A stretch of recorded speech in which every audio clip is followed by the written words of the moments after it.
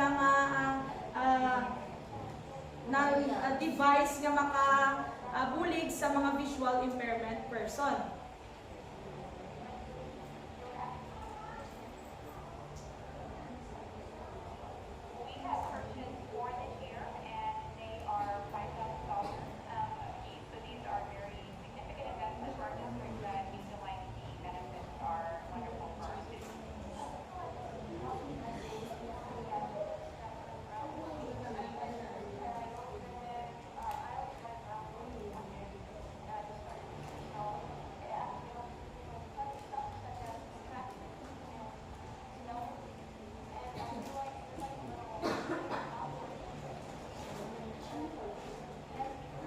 So, ini nga device is called Braille Sense Writer. So, ini siya is bulig sa mga visual impaired students nga maka-identify sa mga shapes, letters, and maka-identify sa shapes and letters.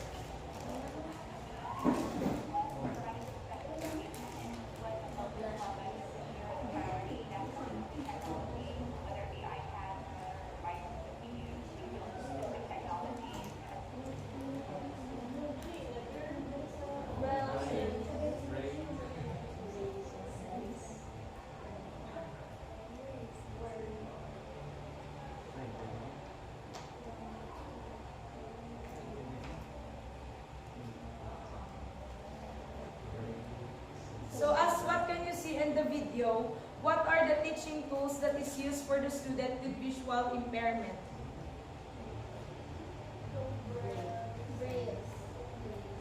Rochelle? According to the tool that they use is Braille Sense Writer. How important are these teaching tools inside the classroom?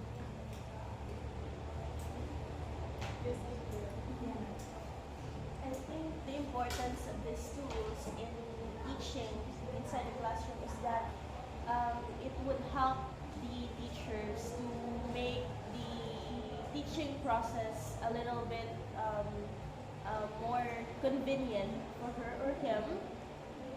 Also, it would help or it would aid the children who is visually impaired to understand the things that are happening inside the class. Thank you, Rihanna.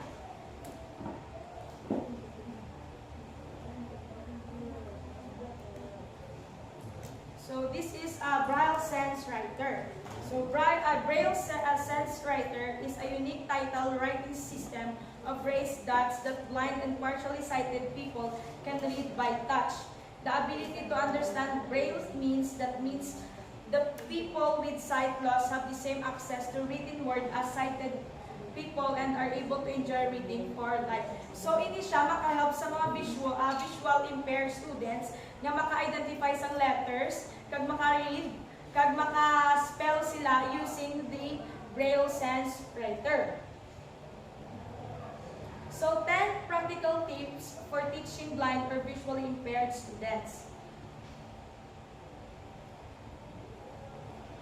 Number 1, always use names. Always use a visually impaired student's first name when addressing them. This way, they will know you are talking to them and not someone else. So, kinahanglan nga kung ikaw maging teacher is kinahanglan mo nga ihambal kung ano ang names ng students nga mag-participate sa imong class so that maka-familiarize ang ila voice kag makilala sila sa ila visual impaired classmates. Next one, it's okay to use words that reference sight. Don't avoid words like see and look. So, hindi ka mag-doubt na magambal sa see and look kung may visual impaired students ka mo kay basi makahambal sila nga pero i-use yun gali nga in a way nga hindi ka mo maka-offend gali sa ila. Don't avoid that. So for example, kung may student na visual impairment, hindi ka matambal sa words niya si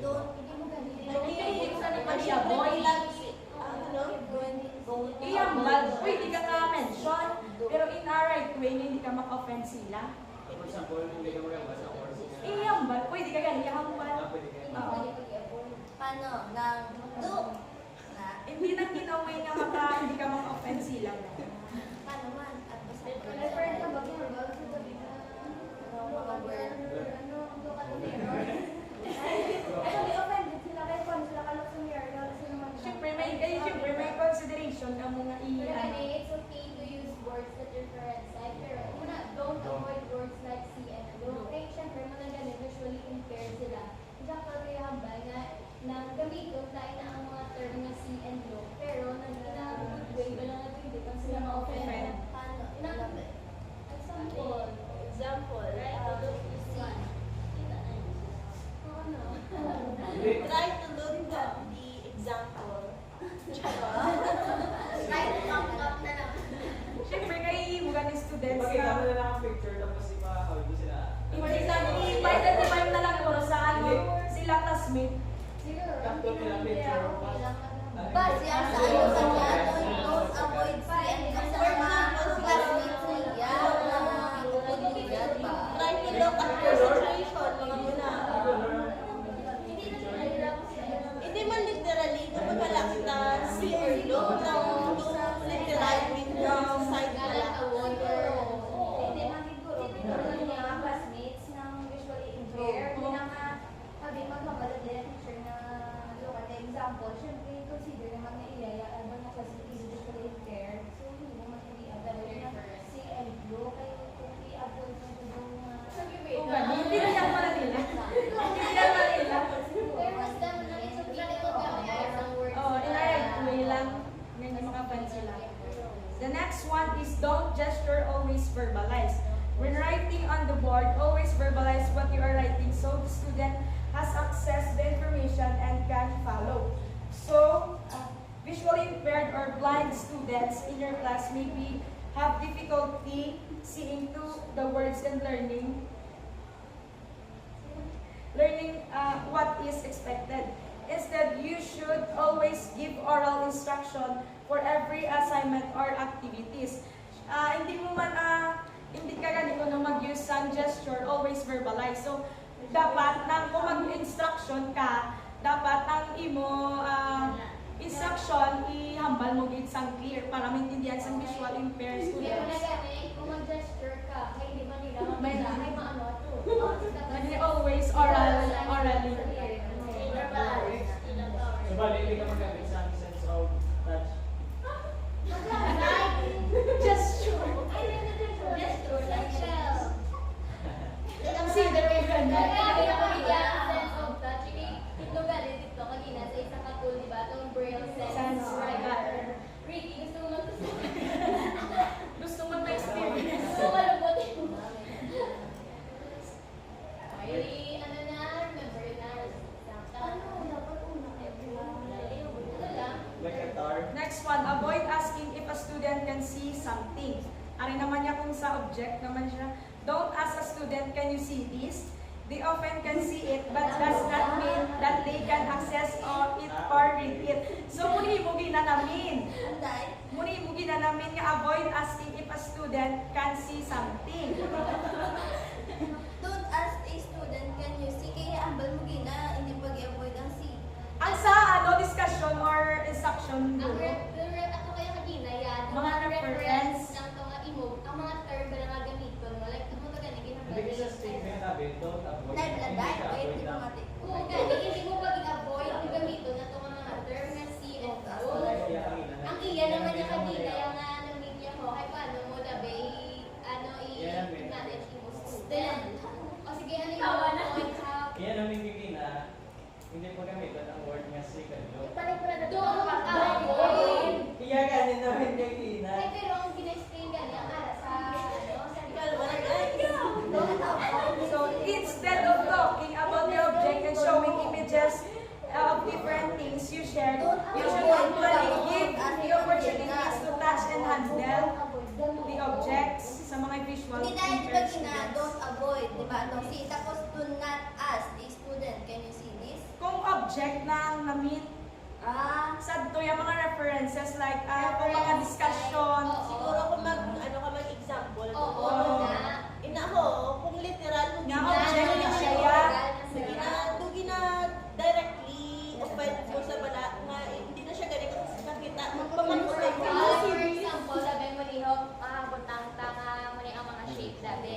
So, mahambal. Ang reference site yung ginambal. So, as you can see in this example, pag ginambal naman niya si itabi, gulang siya, can you see this? So, muna na gani nga avoid asking a student. Kay literal na gani, kag ano nga bulag siya or something visually impaired. Sa ihambal mo nga, can you see this? Muna. Pero pag ginambal mo naman niya nga, okay, so let's look in this given example. Ang ginamit dito nga reference site na term is C. For example, lang na siya gani, ay pag mo na gani, pag ginambal mo naman niya nga ng, oh, can you see this? Ay, syempre pala mo gani mo students, di ba? Ang visually impaired. So, muna, ano nga point, kaya i-avoid mo nang mag-ask ka sa mga students ng mga practical questions nga balaan mo man nga hindi nila gani makita. Yeah, it's tricky. Gets kuya? Ano ang title sa tiyak?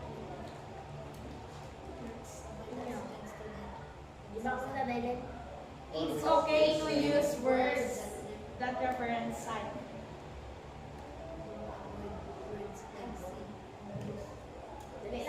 Gets that? Wait lang, titira kasi. Sige, ganyan si Gerald. Okay na.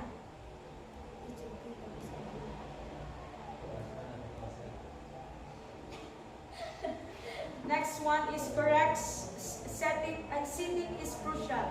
Always favor the stronger side of the student vision due to visual field deficit. So means assign your visually impaired students where they are capable and can hear the discussion clearly. So next one is contrast, contrast, contrast. When teaching visually impaired or blind student, use contrast for everything. Teaching visually impaired or blind student, it is important to clearly explain all visual materials.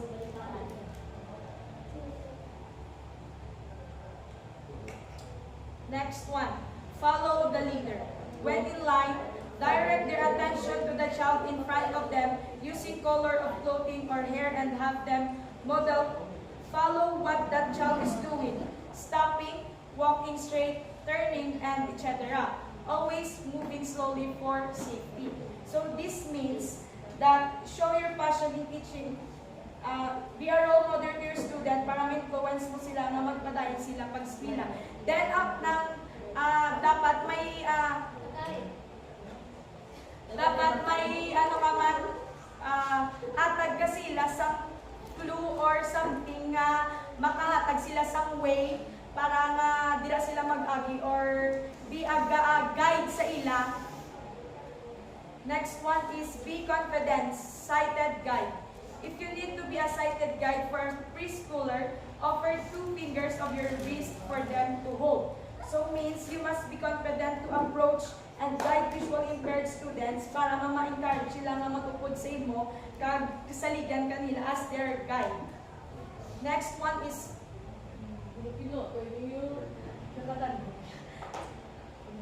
Safety first. safety first. Student needs to understand the rules of the road and always use the right-hand side of hallways or the right railings.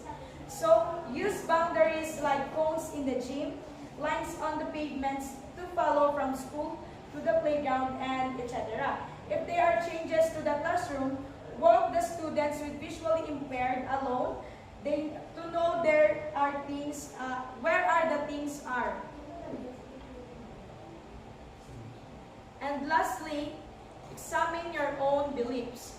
Be aware of your own acceptance and your beliefs surrounding what a student who is blind or visually impaired can do both in your classroom and as a professional.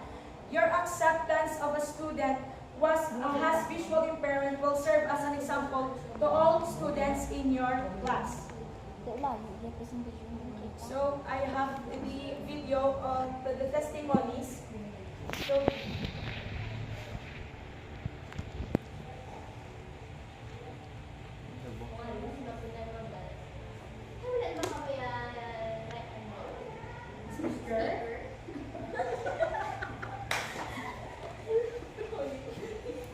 hindi mo yung mag-speaker.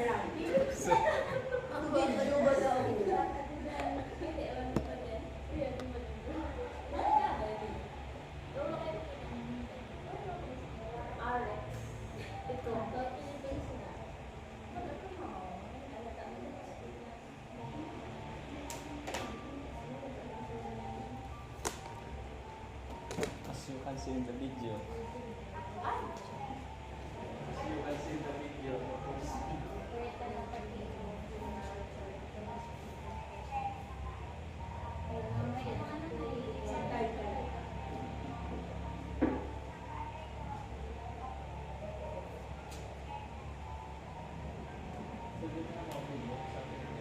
So, dito na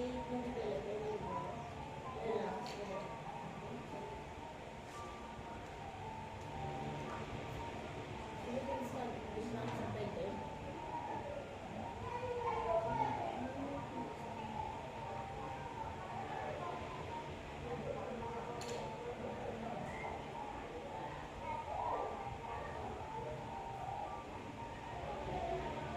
May gagamit siya sa grade.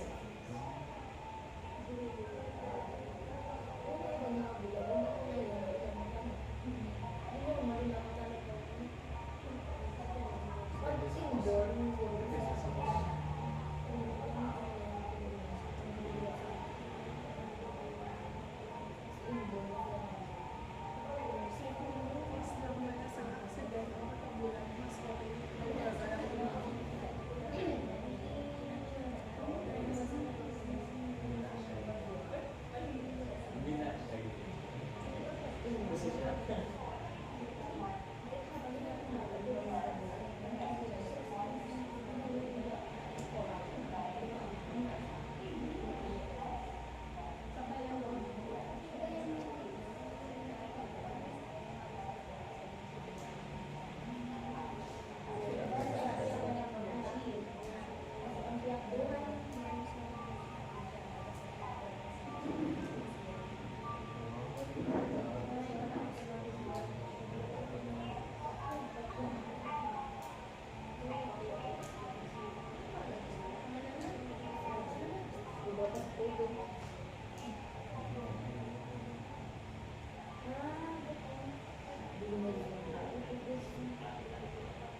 So, ang father man sa school ay may visually impaired na siya.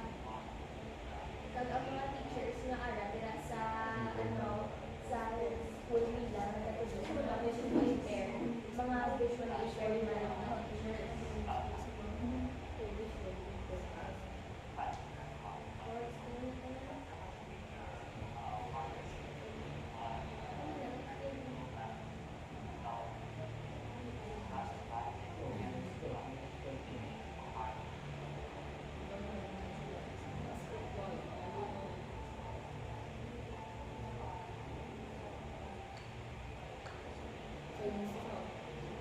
Karoon na mo. Important siya. Hindi. Hindi.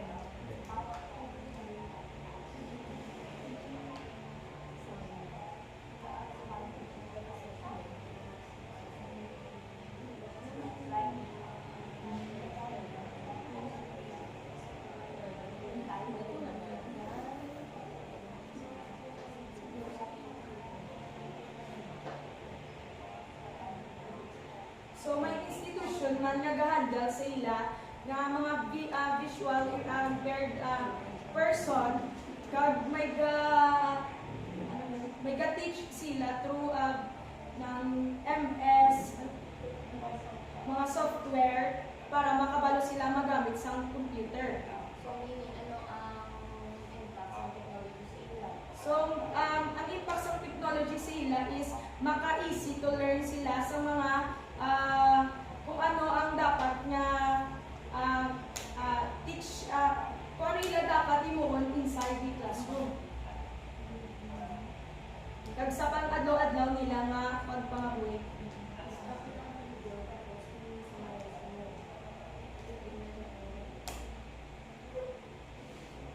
So, ang ginamit sa video is ng estudyante sa isa ka eskwelahan nga ng visual impaired students. So, may ara siya nga mga may gabulig siya nga mga institution nga para gabay siya pag-eskwela. So, ini nga mga institution is mga PI person man. Kag ginatudluan nila ang mga estudyante para maka-coop up sa mga kung ano hanggang kalatabog sa inside the classroom and in the society. Kag ang ila ginagamit nga mga technology para makabaluman ang mga estudyante nga BI students nga makaintindi kung paano magamit sa computer nga ginatawag or technology nga ginatawag. In addition, di ba nakita niyo sa video nga ang student, ang girl bala, ang visually impaired, nag-aaral siya sa isa ka room na ang ilang mga classmates is normal. Di ba normal dito nga siya lang ang isa ka student na visually impaired. Pero kung ano ang ginaubra sa ilang mga students, yung mga classmates na normal, like mag-take sa quiz, mag-take sa mga exams, nakuha niya man. By the use of Napabuli siya sa classmate. by the use of braille sense writer na naubra yaman or na-adapt yaman or nakakaya niya man naging isa ka part sa isa ka classroom nga mga normal ang iya mga upo.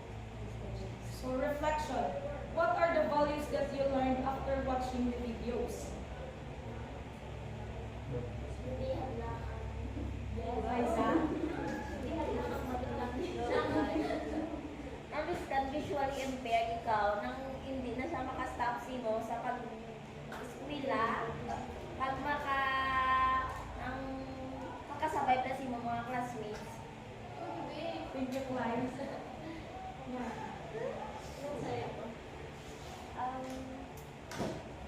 What are the values that you learned after watching videos? So I developed empathy towards those VIs.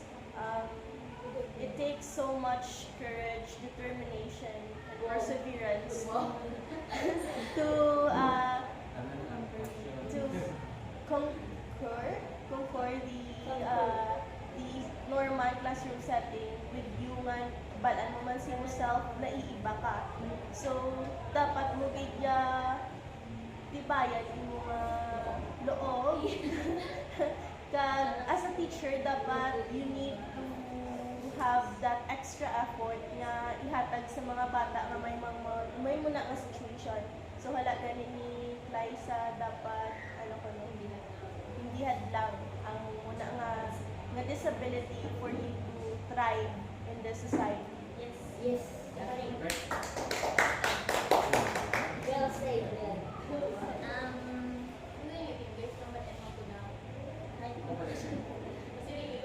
Ang video nagapakita na hindi hindi hadlang gani tapos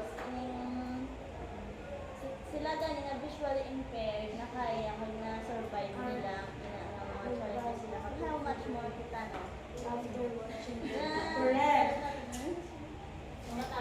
Sorry, Kate. So, may reflection based on the video.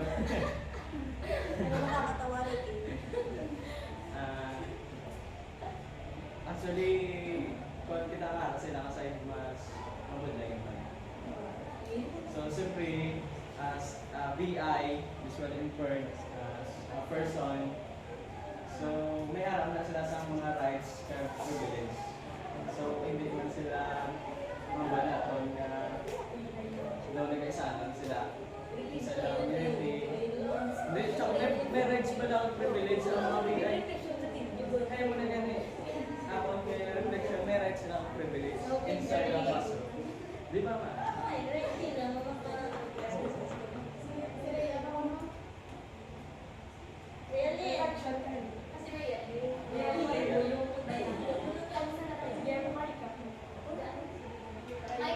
After some discussion, recap ko may short quiz.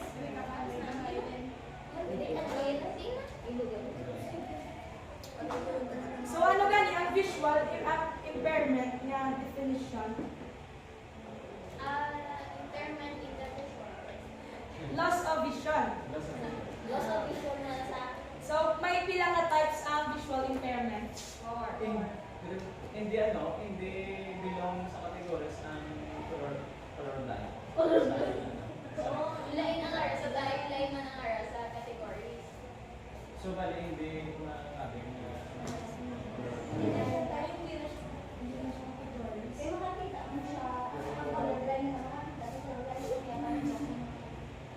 So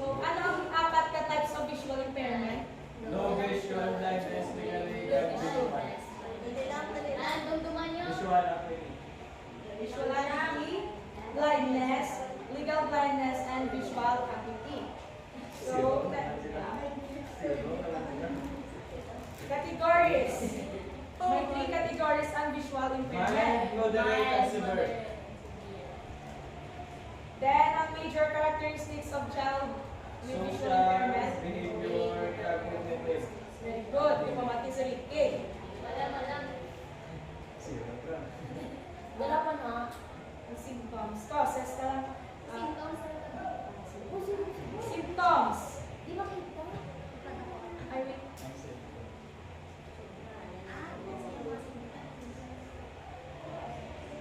Close to the baby.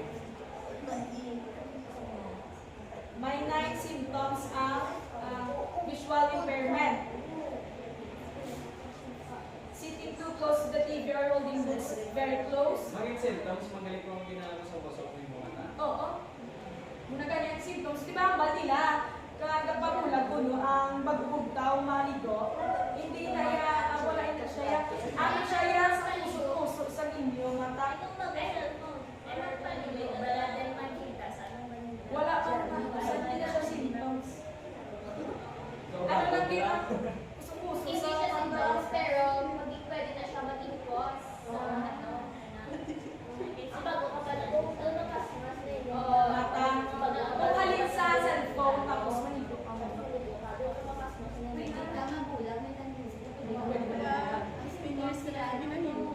Warning signs. Next is cause. Visual impairment in glaucoma, age-related macular degeneration, cataract, diabetic retinopathy, nearsightedness, and retinal pigmentosa. Ano na naman ang mga causes? Mga rason. Okay na. Then the braille sense writer. Ulit lang. Then the 10 practical tips for Ang sa braille.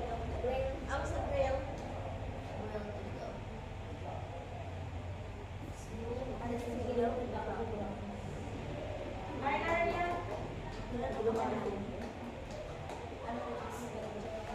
Then ang 10 practical tips for teaching blind or visually impaired students. Always use names. It's okay to use words that reference sight. Don't gesture, always verbalize. Avoid asking if a student can see something. Correct seeing is crucial. Contrast, contrast, contrast. Follow the leader. Be a confident sighted guide. Safety first. And lastly, examine your own beliefs. So that's all for visual impairment.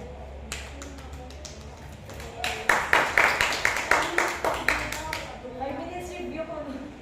5 minutes to review. Ano